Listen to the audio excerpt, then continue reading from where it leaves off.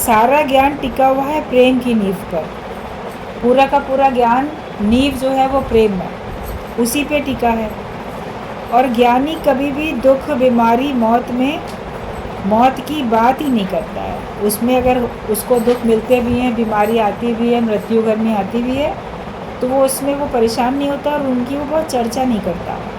वरना घर में किसी की मृत्यु होएगी, जो आएगा उसी की चर्चा डिटेल बताते रहते हैं, ऐसा हो गया था, वैसा हो गया था, आगे क्या होगा। फिर इस प्रकार की चिंताएं लोग डाल देते हैं और व्यक्ति भी चिंतित होने लग जाता है।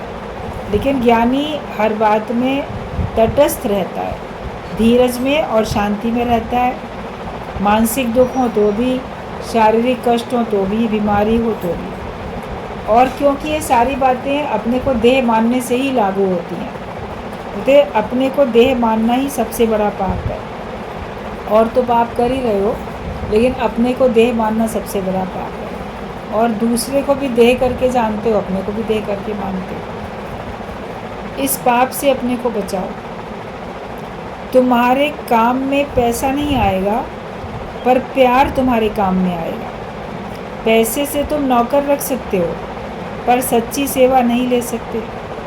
मनुष्य पैसा बनाता है, पर पैसा मनुष्य को बिगाड़ देता है। तो मनुष्य सारा जीवन धन अर्जित करने में लगा रहता है, बैंक बैलेंस बढ़ता जाए, सुख समृद्धि, सहूलियतें, पदार्थ सब मिलते चले जाएं, तो पैसा इकट्ठा करने में वो जितना समय देता है, लेकिन वो पैसा मनुष्य को नहीं बनाता।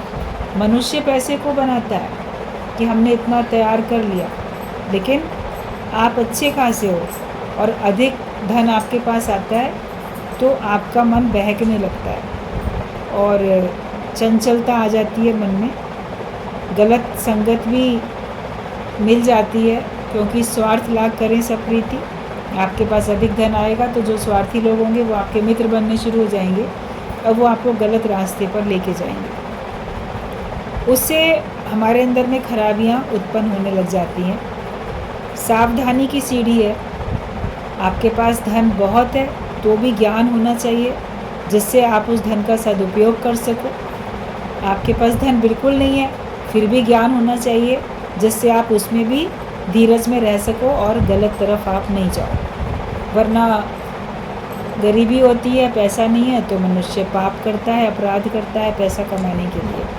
तो पैसा मनुष्य को बिगाड़ता है, लेकिन मनुष्य पैसा बनाने में ही लगा रहता है। आप पैसे से नौकर बहुत रख सकते हो, लेकिन हृदय से सेवा करने वाला तो कोई नहीं मिलेगा। नौकर ही चोरी करके, नौकर ही किडनैप करके बच्चों को, नौकर ही मालिक का गला काट के आजकल के समय में चले जाते हैं। और इस प्रकार के केसेस न्यूज़ में सभी लोग पढ़ते सुनते रहते हो। तो धन तो आपने दिया, बदले में सेवाएं ले ली, तो वो एक उनका व्यापार है, बिजनेस है, तो उनकी आजीविका चलती है। उनका हृदय से आपसे कोई नाता नहीं होता। लेकिन जहाँ प्रेम होता है, तो प्रेम में सब आपके सेवा करने के लिए तत्पर रहते हैं। परिवार में भी अगर प्रेम होगा तो प्रेम से लोग आपकी सेवा करेंगे। अब परिवार में प्रेम नहीं होगा तो बोलेंगे हम क्यों करें, तुम करो, तुम क्यों करो, हम करेंगे, ऐसी होती है बात। या नौकर रखेंगे, हम लोग क्यों करें। जहाँ प्रेम है बोले अरे नहीं हम करेंगे। तो ज़रूरत है सब तरफ प्रेम को बरसाने की, प्रेम को बिखराने की। हमारे अंदर प्रेम का प्याला लबालब छलकता रहे और वो सबके ऊपर हम बिखराते जाएं, ऐसे बरसाते जाएं उसके ऊपर। सबको हम प्रेम के रस में, उसमें हम जैसे कि नहलाते चले जाएं, भिगोते चले जाएं। ये याद रखना, अंत में पैसा काम में नहीं आएगा, वो सब यहीं रखा रह जाएगा। लेकिन तुमने प्रेम किया होगा तो वो तुम्हारे काम में आएगा। जिन प्रेम कियो तिन्हीं प्रभु पाए। तो हमको परमात्मा से प्रेम करना है, परमात्मा के बनाए हुए बंधुओं से प्रेम करना है। उदारचित बनो और उदारचित्ता अपने से ही शुरू करो। उदारचित बनो मतलब कि खुले हाथ से आप खर्च कर सको। अनाप शनाप नहीं खर्च करो कि फिजूल खर्ची करते हैं, लेकिन उदार चित्त की हमारे चित्त में उदारता है। हम अपना समय भी किसी के ऊपर खर्च कर सकते हैं, अपनी शक्ति भी किसी के ऊपर खर्च कर सकते हैं और अपना धन भी किसी के ऊपर खर्च कर सकते हैं। अपना ज्ञान, अपनी समझ भी हम दूसरे के ऊपर खर्च कर सकते हैं। अकेला उदार चित्ता का मतलब केवल धन का ही देना नहीं होता, लेकिन किसी को अपना समय देते हैं। गुरु अपना 24 घंटा हमको दे के बैठा है और आपके अंदर भी वो उदारता सिखाता है कि अपने समय का दान करो, समय दे सको। आपके पास बहुत समय है, ये मत बोलो कि मेरे पास समय नहीं है। समय है, लेकिन उदारता होगी तो आप किसी को अपना समय दे सकोगे। वरना समय है, आप 4-4 घंटे 6-6 घंटे बैठ के टीवी देखते रहते हो, कोई ना कोई मोबाइल में कुछ ना कुछ देखते हो। समय तो है, तब तो आप लगे हुए हो इधर उधर के व्यर्थ के कामों में। लेकिन किसी की सेवा करने के लिए समय नहीं है, किसी के पास जाके उसकी मदद करने के लिए समय नहीं है। तो समय होता है तो समय भी हम दे सकें, और सामर्थ्य जो शक्ति हमारे पास है, जिस प्रकार की भी शक्ति है, वो शक्ति दूसरे को दे के दूसरे को शक्तिशाली बना सके। आपके पास ज्ञान है, सही समझ है, अच्छी सलाह किसी को दे सकते हो, तो उसमें भी उदारचित बनो। ये नहीं मैं तो ये अच्छी सलाह केवल अपने वालों को दूंगा, मैं किसी और को क्यों अच्छी सलाह दूँ, दूसरा मेरे वालों से आगे ना निकल जाए, तो ये भी उदारता नहीं होती है। आप हर एक को सही एडवाइस कर सको, और जहाँ आवश्यकता है वहाँ पे आप उदारचित होकर धन भी खर्च कर सको कि ठीक है, मैं अपने लिए करता हूँ, मेरे साथ कोई चल रहा है, मैं उसके लिए भी कर सकता हूँ। कर्मों की सावधानी एक अलग बात है, जो गुरु ने सिखाई कि हर एक अपना अपना हिस्से का खर्च करे, किसी के ऊपर बोझ नहीं बने कर्मों की सफाई के लिए। लेकिन हमेशा ये बात थोड़ी ना लागू होएगी। आप जहाँ रोज़ जिसके साथ उठना बैठना करते हो, रोज़ आना जाना करते हो, तब तो ठीक है भाई, आपने अपना किराया दिया, दूसरा अपना दे रहा है। लेकिन कभी एक बार आप कहीं किसी के साथ गए हो, तो वहाँ भी अकेला अपना दे के आप सोचो कि ठीक है, मैं तो किनारे खड़ा हो गया अपने हिस्से का पैसा दे के। तो उतनी उदारता तो होनी चाहिए। फिर कई लोग इतने कंजूस होते हैं, वो अपने हिस्से का भी पैसा नहीं देते, कोई दूसरा ही दे दे, दूसरा उदारचित बन गया, वो उसने मेरा खर्च कर दिया। तो ठीक है, कभी किसी ने कर दिया, कभी तुमको अवसर मिले तो तुम भी तो चूको नहीं ना, आगे तो बढ़ो। मन में उदारता होनी चाहिए। आप बाहर से अवसर मिल पाया ना मिल पाया वो एक अलग बात है, लेकिन आपके मन में उदारता होनी चाहिए। तो उदारचित बनो और अपने से ही शुरू करो, मतलब स्वयं से। मनुष्य दूसरों के ऊपर खर्च फिर भी कर लेता है, लेकिन अपने लिए आवश्यकता की चीज़ें भी नहीं खर्च करता अपने लिए। कौन अपने लिए खर्च करे, मेरा तो ऐसे ही गुजारा हो जाएगा, मैं तो ऐसे ही कर लूँगा। तो कभी आवश्यकता भी होती है, नहीं हमारा तो ऐसे ही गुजारा हो जाएगा, तो अपने लिए खर्च नहीं करते हैं, या सोचते हैं कि मेरे ऊपर मेरे परिवार वालों को खर्च करना पड़ेगा, तो भी बड़े परेशान हो जाते हैं। उनके पास है, परिवार वालों के पास है, और आपके ऊपर खर्च करना चाहते हैं, हृदय से, दिल से, प्यार से खर्च करना चाहते हैं, तो भी आप अपने लिए उदारचित नहीं बनते हो, दूसरा आपके लिए बनता है, उसको भी रोक देते हो। अरे क्या करना है, अरे क्या करना, हमें क्या करना, तो हमें क्या करना, तुम्हें तो कुछ नहीं करना है। दूसरा अगर तुम्हारे लिए कर रहा है तो उसको फिर क्यों उसके भावनाओं को आप ऐसे दबा देते हो। बल्कि अपने से जो आवश्यकता है वो करो। तुमको जो दवाइयाँ, जो टॉनिक, जो खाने पीने की चीज़ें डॉक्टर ने ज़रूरी बता के रखी हैं, दूध पियो, फल खाओ, या जो भी कुछ डॉक्टर ने बताया जो कि आपके लिए, सेहत के लिए ठीक है, तो उसमें भी कई बार मनुष्य कंजूसी करता है। सबको कर देगा, गृहिणियाँ खास करके महिलाएं सोचती हैं नहीं, पढ़ने वाले बच्चे हैं, इनको ज़्यादा ज़रूरत है, इनको दे दें। पति है, नौकरी पे जाता है, उसको अधिक ज़रूरत है। घर में बूढ़े सास ससुर हैं, उनको अधिक ज़रूरत है, उनको तो सबको दे देंगे, मगर अपने लिए बोलेंगे हमको तो क्या ज़रूरत है, हमारे पास तो वैसी बड़ी शक्ति है। तो तुम्हारी यंग एज है, तुम्हारे अंदर शक्ति है, मगर उस शक्ति को मेंटेन रखने के लिए, बनाए रखने के लिए तुमको भी तो स्वयं को देना है। तुम भी तो सारे दिन मेहनत करते हो। क्या जो सवेरे से लेकर शाम तक नौकरी में बैठता है, या सवेरे से लेकर रात तक दुकान में बैठता है, वही श्रम करता है। घर में रहने वाली महिलाएं का श्रम नहीं करती हैं, वो भी बहुत परिश्रम करती हैं अगर देखा जाए तो शरीर में उनके अगर मान लो नहीं होगा बल, तो वो दूसरे की सेवा भी कैसे कर सकेंगी। तो अपने लिए भी उदारचित बनो कि जहाँ आवश्यकता है, अनाप शनाप नहीं कि अपने फैशन में ही खर्च किए जा रहे हैं, कहीं कुछ कर रहे हैं जहाँ ज़रूरत नहीं है वहाँ भी खर्च किए ले रहे हैं। बैलेंस बना के चलना पड़ता है। तो ये बताया कि उदारचित बनो, लेकिन अपने से ही शुरू करो, स्वयं से शुरू करो कि हाँ मैं अपने लिए भी खर्च कर सकूँ। जहाँ पे जितनी आवश्यकता है मैं अपने स्वयं के ऊपर भी तो खर्च करूँ, वरना स्वयं को व्यक्ति इग्नोर करता है। दूसरों के लिए कर देगा, लोकारित में करेगा, दिखावे के लिए करेगा, मगर अपने स्वयं के लिए वो कई बार कंजूसी कर जाता है। तो उदारचित्ता अपने से भी शुरू करो, और जहाँ आपको जैसे अवसर मिलता है अपना भाव रखो। कभी दूसरे के भाव को प्रकट होने दो। दूसरा कहता है नहीं नहीं मैं कर रहा हूँ आपके लिए खर्च, तो उसके प्रेम का मान रखने के लिए कभी आप एक्सेप्ट कर लेते हो, लेकिन फिर कहीं और किसी और तरीके से आप भी करो। प्रेम हमारा होगा तो हमको बैलेंस बनाना भी आ जाएगा। और ये ब्रह्म ज्ञान, इसको लेने के और उसको देने के लिए भी उदारचित बनो। ब्रह्म ज्ञान लेने में भी तत्पर रहो और ब्रह्म ज्ञान देने में भी उदारचित बनो। ये अच्छे अच्छे पॉइंट्स तो मैं अपने वालों को सुनाऊंगा, उनको नहीं बताऊंगा। ये चीज़, ये भजन मैं उसको सुनाऊंगा, इधर नहीं सुनाऊंगा। बहुत सारी बातें ऐसे मन में आ जाती हैं कि आप अच्छे ज्ञान के, ब्रह्म ज्ञान के विचार भी सबको नहीं देना चाहते। तो उदारचित्ता आपको ब्रह्म ज्ञान में भी रखनी है। धन में तो मालूम है, लेकिन ज्ञान भी बांटने में उदारचित होके रहो। इस ब्रह्म आनंद को पाने के लिए देवता भी तरसते हैं, जो हमें गुरु ने ऐसे ही दे दिया। तुम अपना भाग्य देखो कितना सुनहरा है, जो इतने आराम से ब्रह्म आनंद तुम्हें मिल रहा है। ब्रह्म आनंद को पाने के लिए देवता भी तरसते हैं। भजन की एक लाइन आती है, नर्तन को तरसे देवजन सारे, वेद ग्रंथ गीता कुल ये पुकारे। सब ये पुकारते हैं कि नर्तन को पाने के लिए देवता लोग भी तरसते हैं।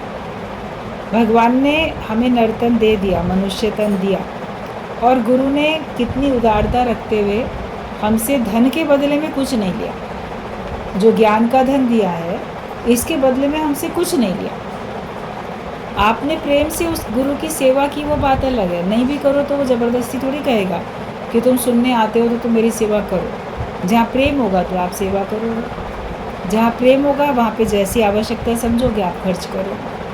लेकिन ब्रह्म ज्ञान देने के बदले में, ज्ञान का धन देने के बदले में गुरु हमसे कुछ नहीं चाहता, वो उदारचित होके देता है।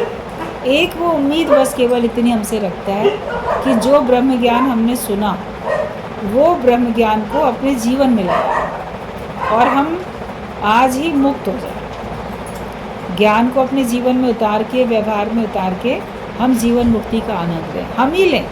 ये नहीं कि गुरु पलट के हमसे कुछ चाहता है, वो हमको बिल्कुल पूर्ण बनाना चाहता है। यही उसका निष्काम भाव होता है कि कितनी आसानी से उसने हमको दे दिया। अपने भाग्य की सराहना करो कि हमारा भाग्य कितना सुंदर है, कितना सुनहरा भाग्य हमारा है कि हमें सब कुछ कितनी आसानी से मिल गया। ब्रह्म ज्ञान को पाने के लिए किसी ने बहुत तपस्याएं नहीं की, किसी ने कोई बहुत खोज नहीं की, लेकिन हर एक को घर बैठे सतगुरु पाया। सबको आराम से ही ब्रह्म ज्ञान मिलता चला गया। आपने जाना भी नहीं कि हम जैसे सत्संग में जा रहे हैं तो क्या यहाँ पे हमको इतना ऊंचा ज्ञान मिलेगा, लेकिन आके आपने देखा कि अरे जो मैंने कभी सोचा भी नहीं था, चाहा भी नहीं था, और जिसकी समझ भी नहीं थी, जिसके बारे में जानते भी नहीं थे, वो ब्रह्म ज्ञान हमको कितनी आसानी से भगवान की कृपा से और गुरु की कृपा से हमको मिल गया।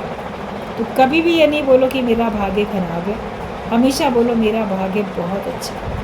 सबका भाग्य बहुत सुंदर है, जो हमें इतने आराम से ब्रह्म आनंद मिल रहा है। जैसा सुख सत्संग में, ऐसा सुख कहीं भी नहीं है। कभी इस बात को महसूस करके देखा होगा आप लोगों ने कि जैसा सुख सत्संग में है, ऐसा सुख कहीं पर भी नहीं है। जगत में हर तरह का सुख आपने लिया होगा, लेकिन ब्रह्म ज्ञान के बराबर सुख कोई लगा क्या? कि कितना ये आनंद करने वाला है, इतना हमको खुशी देने वाला ये ज्ञान है। इसको सुनने से, इसका मनन, इसका श्रवण करने से हमको कितनी खुशी मिलती है। ब्रह्म ज्ञान जैसा सुख कहीं पर भी नहीं है। जब आप इसको अपने जीवन में उतारते हो तो आप देखोगे कि मेरा भाग्य कितना सुंदर कि मुझे घर बैठे ऐसा ज्ञान मुझे मिल गया, सत्संग मुझे मिल गया। तो जैसा सुख सत्संग में, ऐसा सुख कहीं भी नहीं है। तुम केवल भगवान के लिए जियो तो सारी प्रकृति तुम्हारे लिए आगे आएगी। अपने अंदर में ठान लो कि मैं अपना जीवन केवल भगवान को दे रहा हूँ, मैं केवल भगवान के निमित्त जी रहा हूँ, मैं अपने लिए भी नहीं जीता। भगवद गीता में भगवान कृष्ण ने बोला है कि जैसे कोई पतिव्रता स्त्री वो अपने पति के परायण होकर जीती है, वो अपना सुख भी नहीं देखती, वो अपने पति का ही सुख देखती है, तो ऐसे ही भक्त भगवान के परायण होकर जीता है। भक्त अपना भी सुख नहीं देखता कि मुझे क्या मिलेगा, मुझे क्या हासिल होगा। वो केवल भगवान के लिए जीता है कि भगवान मैं तेरे रास्ते पे चलता हूँ और मैं तेरा नाम तेरा ज्ञान सब तरफ मैं दे रहा हूँ, मैं सबकी भक्ति तेरे प्रति दृढ़ कर रहा हूँ और अपना मैं केवल तेरा बन के अपना मोक्ष कर रहा हूँ और मुझे कुछ भी नहीं चाहिए, बस मैं भगवान का बन गया और उसके बाद मुझे कुछ नहीं चाहिए। तो भक्त केवल भगवान के परायण होकर जीता है। और जो ये सोच लेगा कि मैं निष्कामी होकर भगवान के निमित्त जी रहा हूँ, तो वो ये महसूस करेगा कि सारी प्रकृति उसकी सेवा के लिए आगे से आगे आती है।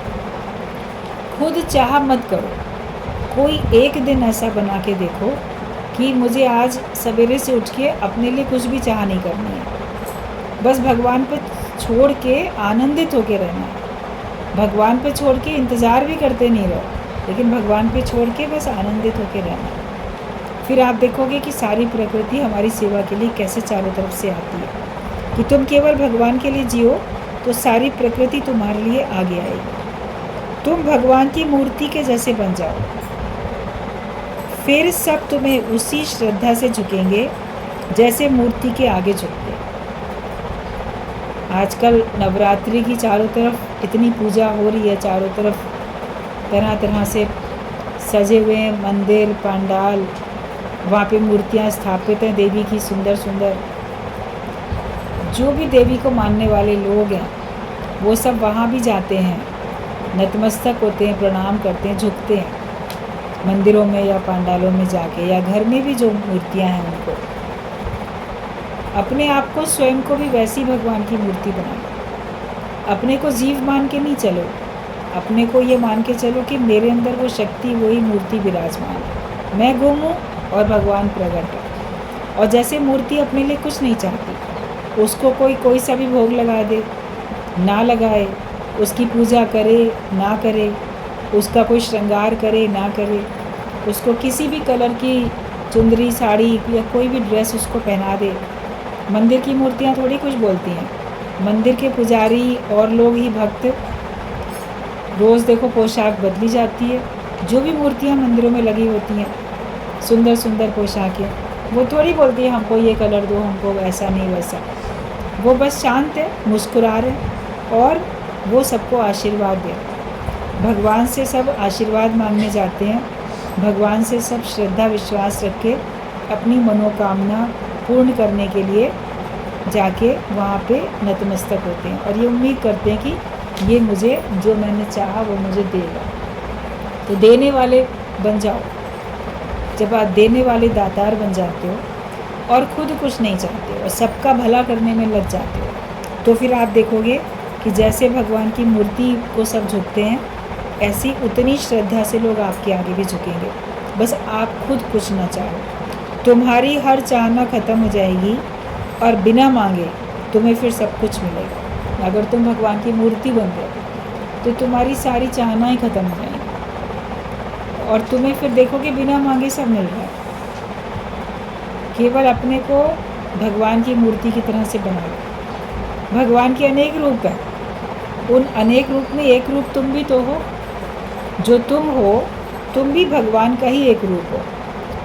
और रूपों को लोग जानते हैं, आपका जो रूप है उसको भी लोग जानेंगे अगर आप भगवत भाव रखोगे अपने स्वयं में और भगवान की तरीके से ही आप व्यवहार करोगे। तो आप देखोगे कि हमारी सारी चाहनाएं ख़त्म और बिना मांगे हमें सब कुछ फिर मिल जाता है। आत्मज्ञान से ही तुम सर्व आशाओं से मुक्त हो सकोगे। जब तुम्हारे पास आत्मज्ञान होगा तो उस आत्मज्ञान से तुम सारी की सारी कामनाओं से, इच्छाओं से, आशाओं से मुक्त हो सकोगे। बिना ज्ञान हर कोई धोखा ही खाए। प्यासा ही आए और प्यासा ही जाए। अगर तुम आत्मज्ञान में रहते हो तो आप देखोगे आपकी सारी इच्छाएं कामनाएं खत्म हैं, क्योंकि मैं तो आत्मानंद में ही रहता हूँ। मैं आप ब्रह्मानंद मैंने वेद गान गा, मेरे कोई वेद गा रहे हैं, मैं ब्रह्म आनंद का स्वरूप हूँ। उस स्थिति में अपने आप को 24 घंटे रखो, आजीवन रखो। तुम ज्ञान की भी इस तरह से संभाल करो और ज्ञान को भी इस तरह से दो जैसे फूल। आपके हाथों में फूल है, आप उसे कितनी संभाल करते हो। और जैसे फूल खुशबू देता है, देने के भाव से रहित होके देता है, ऐसे ही हम भी देने के भाव से रहित होके सबको ज्ञान देते चले जाएं। ये नहीं कि मैं दे रहा हूँ। फूल से सुगंध मिलती है, ताजगी मिलती है, सुंदरता दिखती है, मन प्रसन्न होता है, फूलों से रस मिलता है, लेकिन फूल को देने का भाव नहीं है कि मैं दे रहा हूँ। ऐसे ही हम भी फूलों की तरह बन जाएं, खिले खिले रहें और हमसे सबको मिलता रहे, मगर ये कभी भी भाव ना आए कि मैं दे रहा हूँ, मैंने कुछ दिया और मैं दे रहा हूँ। तो देने के भाव से रहित होकर जैसे फूल खुशबू देता है, इसी तरह से ब्रह्म ज्ञान भी तुम सबको देते जाओ। ज्ञान के बाद तुम्हें निस्वार्थ प्रेम करना गुरु सिखाता है। अभी तक सबने स्वार्थ का प्रेम किया, प्यार तो आप करते थे सबसे, अनेक लोगों से प्रेम किया होगा, लेकिन स्वार्थ वाला प्रेम था। अब अपने अंदर झांक के देखो कि क्या मैं स्वार्थ वाला प्रेम अभी भी करता हूँ या मैं अब निस्वार्थ प्रेम करता हूँ, जिसमें मुझे बदले में कुछ नहीं चाहिए। मेरा प्रेम का स्वभाव है और वो मैं देने के भाव से रहित होके जैसे मेरे से सबको मिल रहा है। सूर्य से सब कुछ रोशनी अपने आप मिल रही है, फूल से सुगंध अपने आप मिल रही है। वो अनकॉन्शियस ऑफ गिविंग है, देने के भाव से रहित है। वो देना उसके अंदर में है ही नहीं, मगर उससे प्रकट हो रहा है। फूलों से सुगंध प्रकट होकर बाहर अपने आप जा रही है, हवा उसको आगे से आगे पहुंचा रही है, और सूर्य से भी धूप रोशनी अपने आप प्रकट होकर पहुंच रही है। धरती अपने आप अपने को घुमा रही है, कभी किसी जगह कभी किसी जगह उसका प्रकाश सूर्य का पड़ रहा है। आधा इधर सवेरे से शाम तक इधर के हिस्से में अगर प्रकाश आया, धरती घूम गई, तो बाकी दूसरे अपनी धरती के बाकी हिस्से में भी आया। तो कभी वो ऐसे ही सबको अपने आप से लेती है प्रकाश, मगर सूर्य थोड़ी अंधेरा देख के प्रकाश देता है, वो तो दे ही रहा है। तो हमें बस ऐसे ही करना है कि हमें निस्वार्थ प्रेम करना है, किसी के अंदर में भी हमारा स्वार्थ ना हो। निष्काम भाव रखो, निष्कामी होके रहो। बिना निष्काम के मुक्ति नहीं है।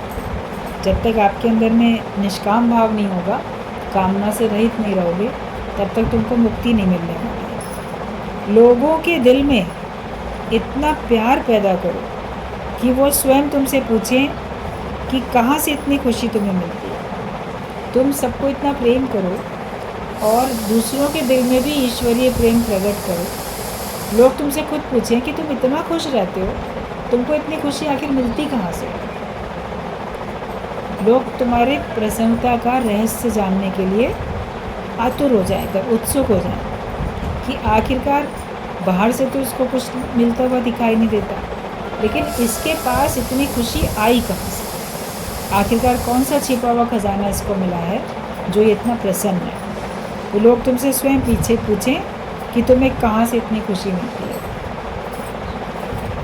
कभी इतना खुश अपने आप को बनाने के लिए पुरुषार्थ करो। सब चीज़ें जो भी हैं पुरुषार्थ से मिलती हैं। ज्ञान भी आप आते हो, सुनते हो, उसको जीवन में उतारते हो, पुरुषार्थी बनते हो। पैसा भी आप पुरुषार्थ करते हो, लेकिन प्रसन्नता के लिए भी हमको पुरुषार्थ करना है कि मैं अपनी प्रसन्नता को गंवाऊँ नहीं, उसको बल्कि मैं बढ़ाता चला जाऊँ। तो इतना हम करें अपने आप को खुश कि लोग पूछें कि तुमको खुशी मिलती कहाँ से। निष्काम से तुम पूर्ण हो जाओगे।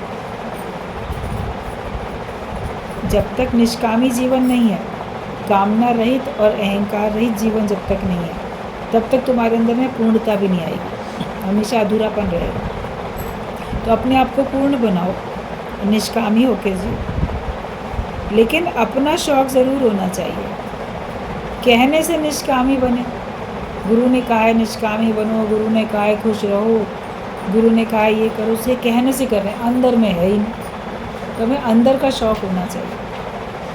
हर एक कोई चाहता है कि मेरा जीवन सकाम भाव से हट के निष्काम भाव में, मगर हमें अंदर का अपना शौक़। मीठे फल सारी ज़िंदगी खाए हैं, कभी कड़वे फल भी मिलते हैं तो घबराते क्यों?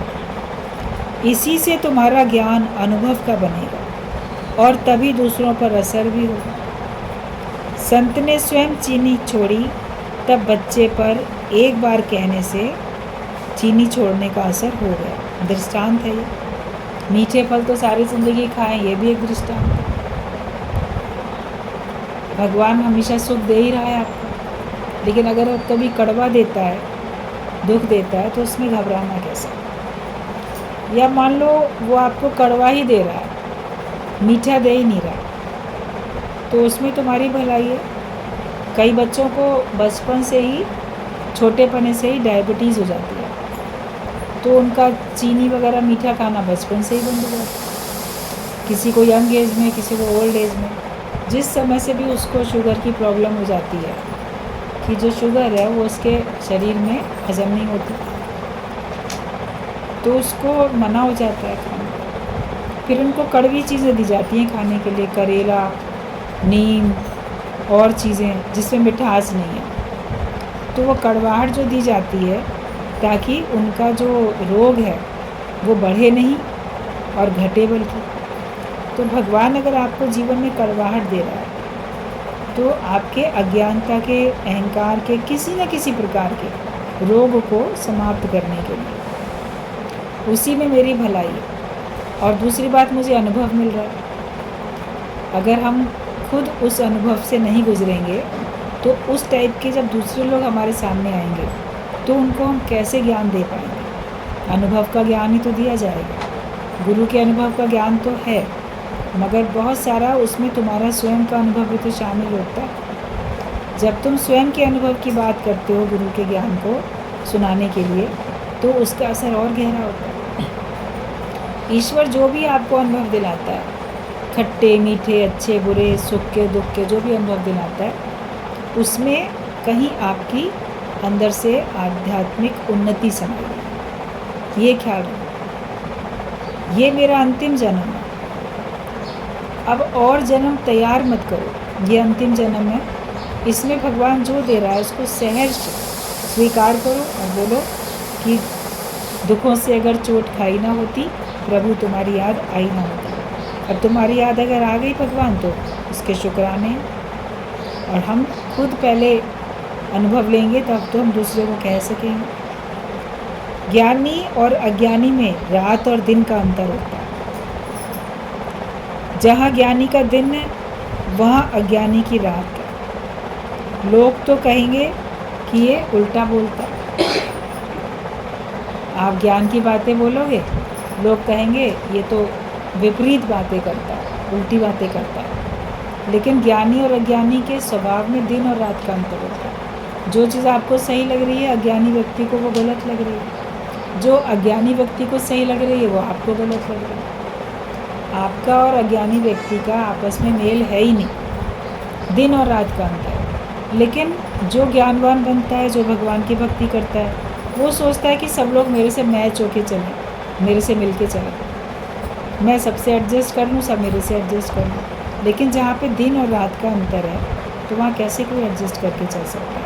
इसलिए आप अपने रास्ते पे चलोगे ज्ञान के रास्ते पे, अज्ञानी व्यक्ति अपने ज्ञान के रास्ते पे चलेगा। अज्ञानियों से उम्मीद नहीं करो ज्ञानियों वाले व्यवहार की, लेकिन ज्ञानी से भी लोग उम्मीद नहीं करते अज्ञानियों वाले व्यवहार की। हम अगर ज्ञानवान हैं, हम सत्संग में आते हैं, तो आपको ज्ञान के हिसाब से चलना है। संत न छोड़े संतई, कोटिक मिले असंत।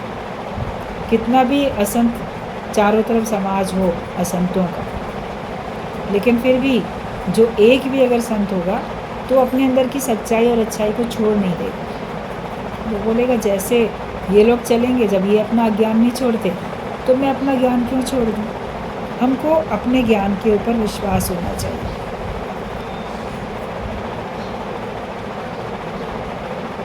पहले हर ग्रंथ में बात घुमाकर लिखी जाती थी, लेकिन उसको सही करके समझाना सतगुरु का काम होता था। अभी भी शास्त्रों की बातें, बहुत सारी बातें लोग नहीं समझ पाते। ऐसा क्यों लिखा है, वैसा क्यों लिखा है, ये गलत लिखा है, ये सही नहीं है। मगर उनको सही तरीके से समझा के तो गुरु बताता है ना। इसीलिए कहा गया, बिन गुरु ज्ञान कहाँ से पाऊँ। बिना गुरु के ज्ञान हो नहीं सकता। किताबें बहुत हैं, उनको पढ़ाने के लिए टीचर तो चाहिए। बच्चे अपने आप से पढ़ के उसके गूढ़ रहस्य को नहीं समझ सकते हैं। रीडिंग लगानी आ जाएगी बच्चों को, लेकिन उसका मीनिंग वो नहीं समझ पाएंगे, वो फिर गुरु समझाता है। तो शास्त्रों का भी जो वास्तविक अर्थ है वो हमको गुरु के माध्यम से ही मिलता है।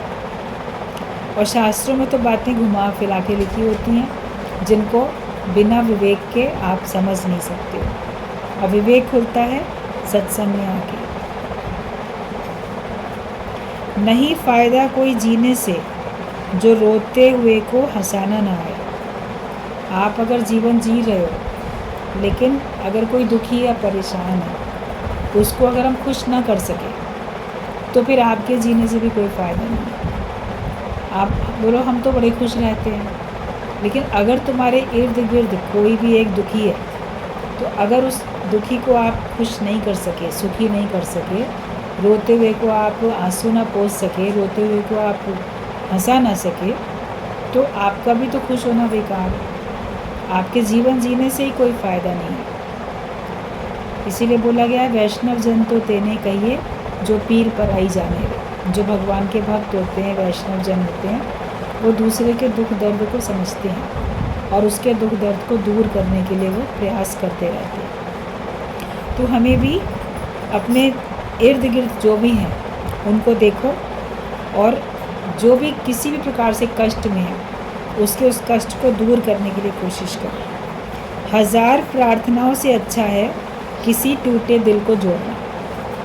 किसी का दिल टूटा हुआ है तो उसको जोड़ना 1000 प्रार्थनाओं से भी अच्छा है। बहुत पूजा करेंगे, बहुत पाठ करेंगे, जैसे भी शुरू में ये बात चल रही थी, लेकिन सताएंगे, किसी का दिल तोड़ेंगे, तो उनके पूजा पाठ करने से, तीर्थ में जाने से, मंदिर में जाने से, व्रत रखने से, दान देने से कुछ भी फ़ायदा नहीं। अगर हमको किसी का टूटा दिल जोड़ना नहीं आता, तो फिर आपकी कितनी भी आपने पूजा पाठ की प्रार्थनाएं की, वो सब व्यर्थ है। सच्ची पूजा, सच्ची प्रार्थना किसी के दुख को दूर करना है, और अपनी ओर से दुखी करो नहीं किसी को। हर एक को, सबको मान सम्मान देना है। आपके मान सम्मान देने से अगला खुश हो जाता है। आप ज़्यादातर देखो, किसी को दूसरे से बहुत कुछ उम्मीदें नहीं होती हैं, लेकिन एक चीज़ सब कोई चाहते हैं कि कोई हमें कुछ ना दे, 1 रुपया ना दे, 1 अनाज का दाना ना दे, लेकिन हमसे प्रेम से तो बोले, हम पे दृष्टि डाले तो अपनेपन की तो डाले। उतनी तो उम्मीद करता है ना। उसमें आपका क्या पाई पैसा खर्च होता है कि आप किसी को प्रेम से देखते हो, किसी को प्रेम से बोल देते हो, किसी को मान सम्मान दे दिया। वैल्यू करो, किसी को इज़्ज़त दो, तो तुमको भी कई गुना भगवान देगा। तो इसलिए हमें किसी को भी अगर हमको देना है तो उसको मान सम्मान दें, तभी हमारी पूजा सफल है। मूर्ति के आगे तो झुक जाएंगे, मगर हम हर एक को प्रेम दे सकें, नम्रता हर एक के आगे कर सकें, तो समझो कि हमारे अंदर में सही तरीके से ज्ञान जीवन में गया है। जैसे जैसे उम्र बड़ी होती है, वैसे वैसे व्यक्ति की वृत्तियाँ फैलती जाती हैं। राई के दाने बंधे हैं तो उठाने में आसानी है, फैल गए तो समेटने मुश्किल है। गुरु समेटना सिखाता है। अज्ञानता में आप बोलोगे कि उम्र बड़ी होएगी तो हमारा मन हट जाएगा, बचपन में बहुत उम्मीदें हैं, यंग एज में है, ओल्ड एज में सब सिमट जाएगा, मगर बिना ज्ञान के नहीं सिमटेगा। जब ज्ञान होगा तभी तो सिमट पाएगा। तो इसलिए गुरु की हमको हमेशा ही ज़रूरत पड़ती है। हर समय तुम तपस्या में हो, ये याद रखो। हर समय तुम तपस्या ही कर रहे हो, ये याद रखो। कोई मैं जंगल में जाके कहीं गुफाओं के अंदर में बैठ के तपस्या नहीं करूँगा, लेकिन मैं जहाँ भगवान ने मुझे बिठा के रखा है, मैं जहाँ बैठा हूँ वहाँ मेरी तपस्या ही हो रही है। तप करते हैं, तप रहित को भगवान नहीं मिलता। तप करना पड़ता है, मतलब सहना पड़ता है, सहनशीलता लानी पड़ती है। तो हर समय हमको तपस्या में रहना है, तब समझो कि हमको परमात्मा मिलेगा। गृहस्थ भी एक बहुत बड़ी तपस्या है, वरना अंत में तुम्हें एक झाड़ू में भी ध्यान जा सकता है।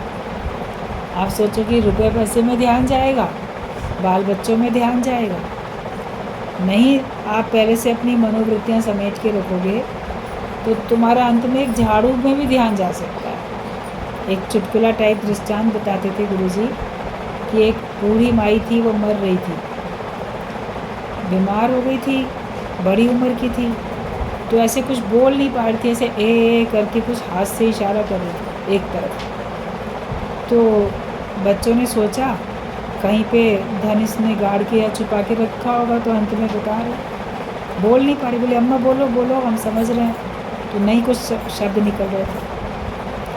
डॉक्टर ने खुद कहा कि 1000 रुपये का महंगा इंजेक्शन आता है, वो इसको लगा देंगे तो ये 1-2 मिनट के लिए जैसे चैतन्य होकर बोल पाएगा। तो उनका हाँ 1000 रुपये बिल्कुल खर्च कर देते हैं, इंजेक्शन लगा दो। देखिए अंत में ये बुढ़ी अम्मा हमारी बोलना क्या चाहती है, बताना क्या चाहती है। कहीं पहले ज़माने में तो धरती में भी धन गाड़ के रखते थे, कभी कहीं रखते थे, तो उसको वो 1000 रुपये वाला इंजेक्शन लगवाया। और जैसे उसको थोड़ा चैतन्य हुई, कहती हाँ बताओ बताओ क्या बोल रही हो अम्मा, बोलो।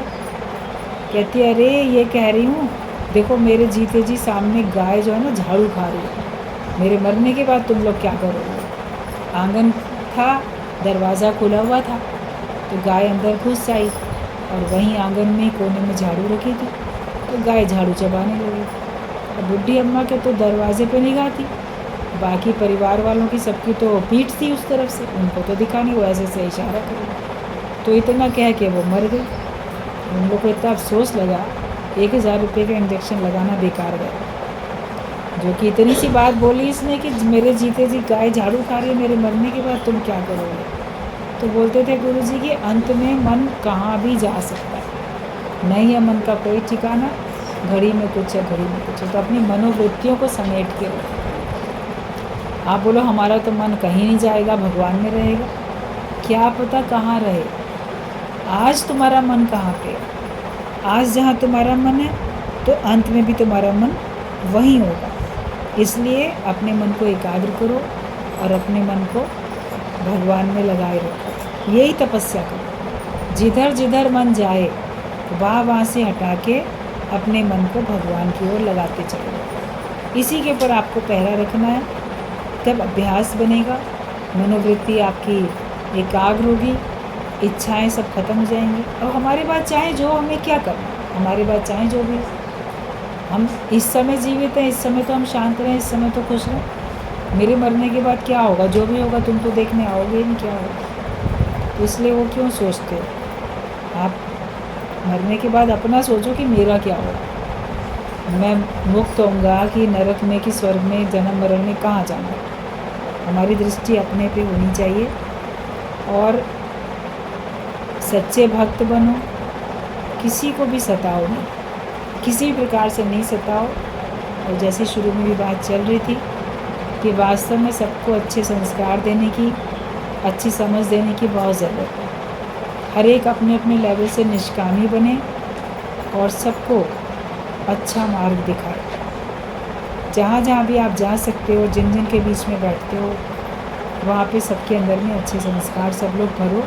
यही सबको मेहनत करनी है, वरना अत्याचार तो बहुत हो रहे हैं चारों तरफ, पाप बहुत हो रहे हैं, अपराध बहुत हो रहे हैं, असावधानी बहुत है, लोभ लालच है, जिसकी वजह से बहुत गलत हो रहा है चारों तरफ। सभी लोग देख ही रहे हो, सुन रहे हो, उसको दोहराने की हमें ज़रूरत नहीं है। लेकिन अपने को भी सुधारना है और हमारे संपर्क में जितने लोग हैं उनको सबको सुधारना है और सबके अंदर में अच्छे भाव भरने की, सबको भगवान करके देखें। खास करके नवरात्रियाँ चल रही हैं, नारियों का मान सम्मान करने के दिन हैं ये, एक दिन की बच्ची से लेके 100 साल, जितने साल की भी वृद्धा है, सबका मान सम्मान हमें करना है, सबको भगवान करके देखना है, किसी का किसी भी प्रकार से हमें नुकसान नहीं करना है, और दूसरों को भी यही शिक्षा सबको देनी है। तब आपका नवरात्रि का पूजन जो है वो सफल हो पाएगा। आप लोग जो लोग सुन रहे हो वो लोग ये बताओ